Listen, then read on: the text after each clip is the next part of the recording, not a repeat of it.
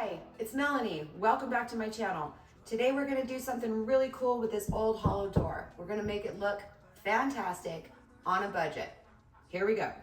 Before we get started on this project, we need to get a few things. We need a nice, easy top coat. We need some black paint. We need a nice little roller. And of course, we need our oak hardwood veneer.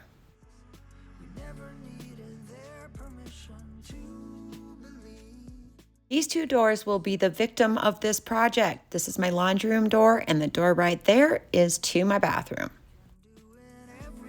This project, we chose oak hardwood veneer. They measure 8 feet by 4 feet, and it's 1 1/4 inches thick, so very thin and fairly light considering what it is.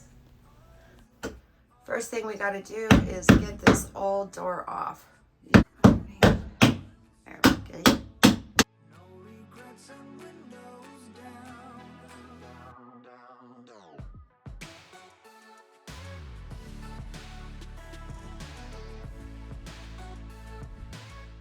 Are you taking the doorknob off him? We don't need it anymore. Anymore? Just for now? Just for now. Alright, so let's get that off. Alright, so now we have the door flipped back over. This is the side we're going to work on. Need to do a little bit of love first to get it ready. Today we're just going to use this stuff. I've never used it before. It's by Sherwin-Williams. Interior, exterior. We just need to get a base coat on here. I don't really care what it looks like, but I do want it to be black. Let's go ahead and just cover this door up.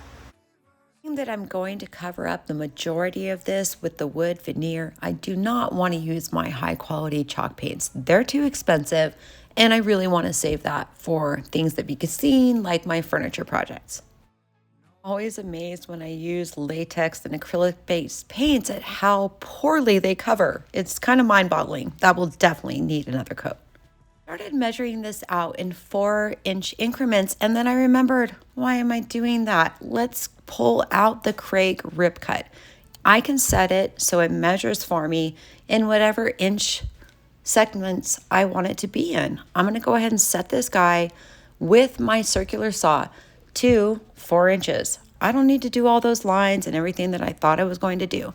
This guy works really, really well if you can't get your hands on a table saw, or in my case, you don't want to take the table saw out because there's just too much stuff on top of it. So we'll use this guy.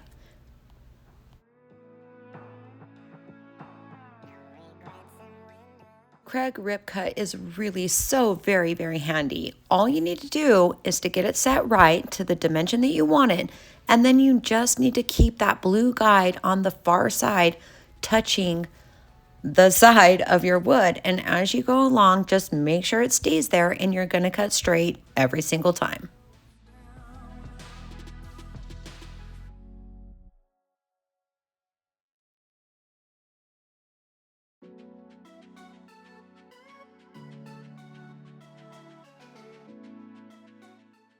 I really like the way the Kreg Rip Cut is made. It has guards everywhere. It seems like it would be very, very hard to cut yourself with this. But as always, use common sense and use your safety.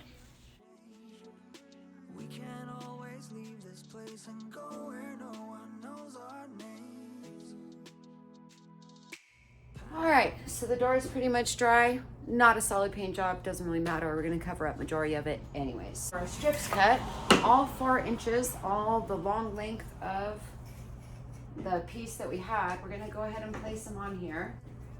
We're gonna basically just build a frame. So you can see that one's too long.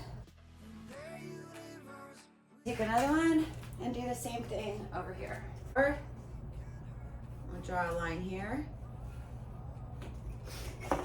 And we're gonna take these to the saw and cut them off. Okay, so now that we have our long pieces here, I'm gonna measure from this board on the inside to this board on the inside, and we're gonna cut 3 of those eyes right across from the doorknob. Try to center it. Put another one right up here. Give all these things a little squeeze, right? Okay, so now it's time to start doing the herringbone stuff. So the last door I did, I kind of figured out an easier way to do this. So let's start that. All right, so you need to have something that you can use as spacers. They sell tile spacers, all that stuff. I just have these magnets. I'm gonna go ahead and use them. They're all the same size and I have a plethora. Let's do that. So we need to start with our absolute corner here. I have this set at 45-degree angle and I'm going to cut it. 145. We go right on up to that corner. Make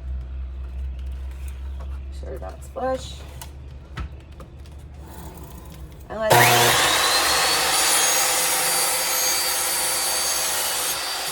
take this.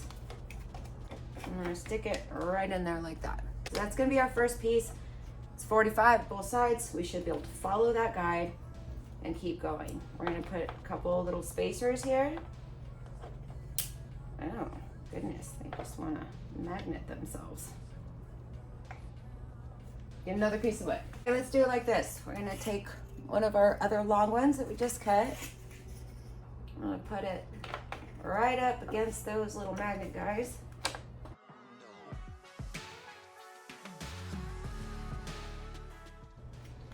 Want to make sure that this corner over there comes all the way to the edge so that you don't have a gap over there.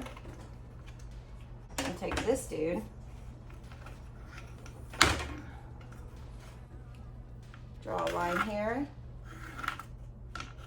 Draw a line here. Take this to the saw. Okay, let's see how we did. So here's our first piece cut. Stick it in there. Nice and flush. A little bit off, don't like that, but not too bad. Let's do it again. Right back over with our wood again. Take it, shove that guy in there.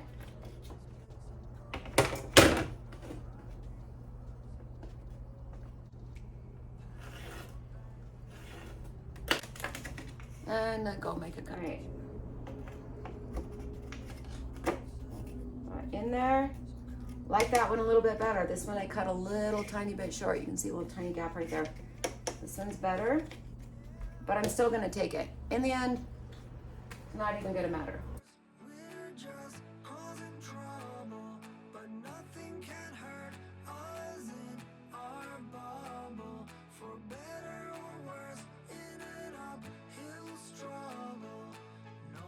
Just keep keeping on.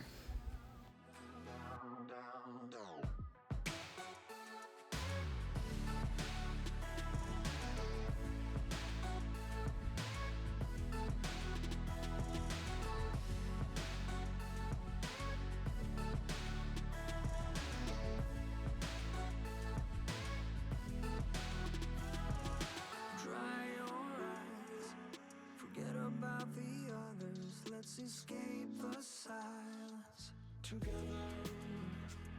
Just say the word. I don't know when we'll get there, but we're still young. All right, so that took me about 45 minutes probably. Maybe, I don't know, I didn't time it. Got that side done. We're gonna start again, but now we're gonna go from this corner that way. So it's just opposite. Look kind of cool that way, right? Right. Going to use wood glue and 1-inch brads to secure this to my hollow door.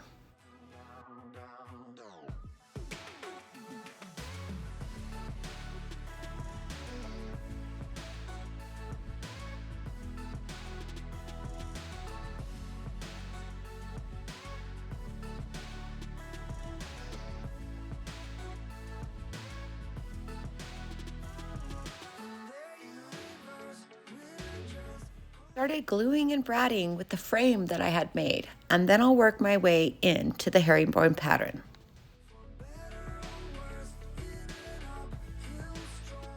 Did some very light hand sanding on the edges of the boards that I cut right before I placed them in.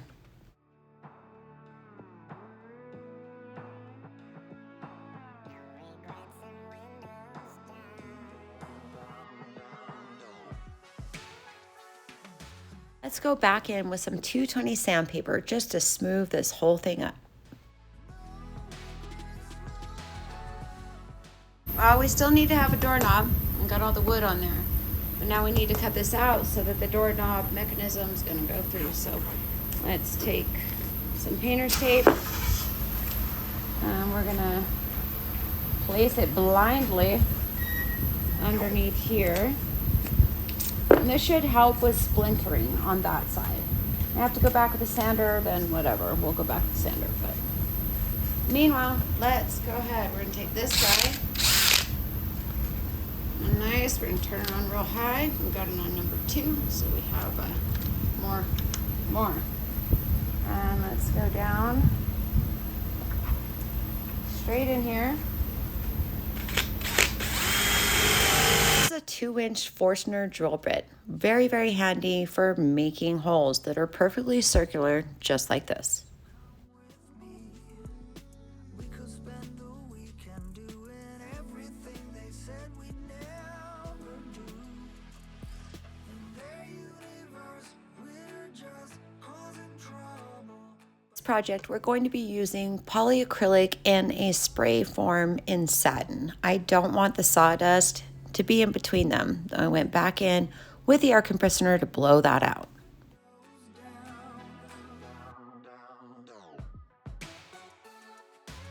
I really like the natural look of this wood. That's why I'm choosing not to paint or do anything else to this. Just giving it a nice top coat makes it just look beautiful.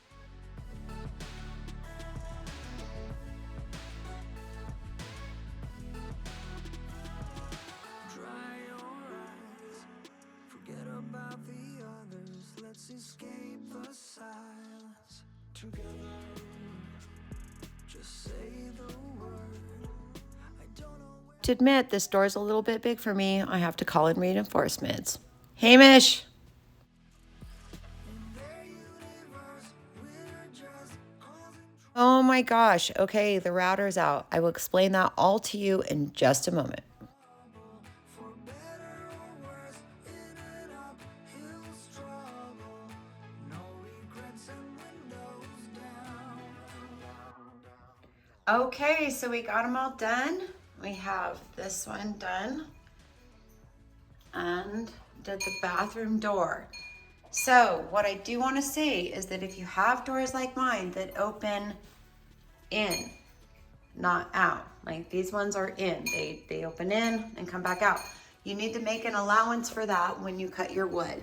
You need to go around 1/4 inch on each side of the door and stay out. As you can see there's a space here, and I did that space top on the right side and the left side. So you have this space so that the door still fits into the jamb here. And that way when you close it, it fits. And voila. So this one needed to be done like that. And this door also needed to be done like that. I ended up fixing that one with a router, and then I did it correctly on this one. As you walk through, you can see, say hi, Olive. And the doggies. The first one that I did was this door. This door opens out. So no allowance needed to be made. It worked just fine and didn't have any issues. But when we did these ones, that's the way we had to do it.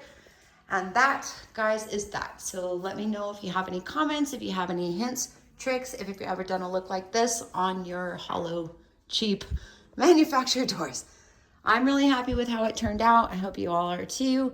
Please let me know in the comments below. You guys are awesome. And remember, only you can make it happen. See you next time. By the way, if you're interested in how we did these floors, follow my channel. There'll be videos coming soon when we tackle the other side of my downstairs. So come with me. We could spend the weekend doing everything they said we'd never do. Thanks for watching, and I'll see you in the next video.